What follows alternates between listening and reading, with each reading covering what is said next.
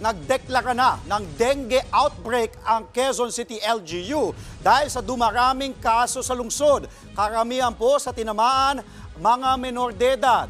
Nasa frontline ng balitang yan si JC Cosico. Hindi pa man opisyal na nagsisimula ang tag-ulan, pero heto't dumarami na ang mga nagkakadengue sa Quezon City.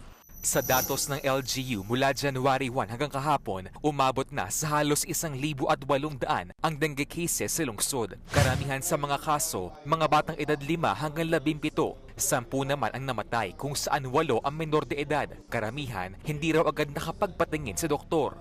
Kasi napapagkamalan lang nila yung lagnat is just an ordinary fever. Hindi nila sinususpecha na ito ay dengue. Dahil sa pagdami ng mga kaso, nagdeklara na ng dengue outbreak ang QCLGU. Hindi po natin layunin na takutin ang publiko at magpanik ang lahat. Sa halip, ang nais natin ay maging mas alerto at mas conscious ang publiko para agad din sila makakilos. Ang nakikitang dahilan ng LGU sa pagsipa ng mga kaso, ang panakanakang pag-ulan pati climate change. So yun yung kasi kalaban natin pagdating sa dengue. Patuloy yung pagdami ng breeding sites.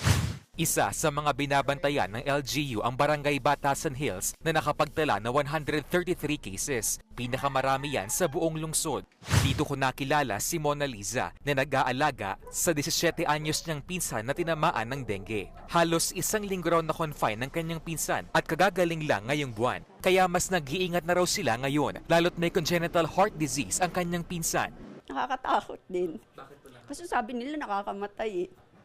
Kaya syempre tulad niya, PWD, syempre alaga ko siya eh.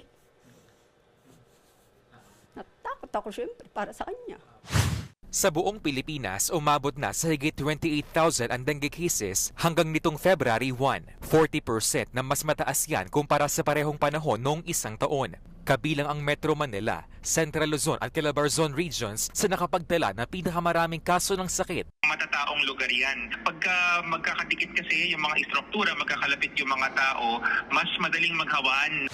Kaya paulit-ulit nilang panawagan sa publiko, sumunod sa 4S strategy o search and destroy, secure self-protection, seek early consultation at support fogging and spraying para mapigilan ang pagkalat ng dengue. Pero bukod sa dengue, binabantayan din ng DOH ang iba pang sakit gaya ng leptospirosis at influenza-like illness o malatarangkasong sakit. Lahat sila kapag maagang naikonsulta ay naiiwasan natin yung malubhang simptomas at lalo na yung pagkamatay. Nagbabalita mula sa Frontline, JC Cosico, News 5. Mga kapatid, Andre Felix po. Iba na ang may alam at may pakialam sa panahon ngayon. Para sa tuloy-tuloy na balitaan sa Frontline kahit weekend, mag-follow at subscribe sa social media pages ng News 5.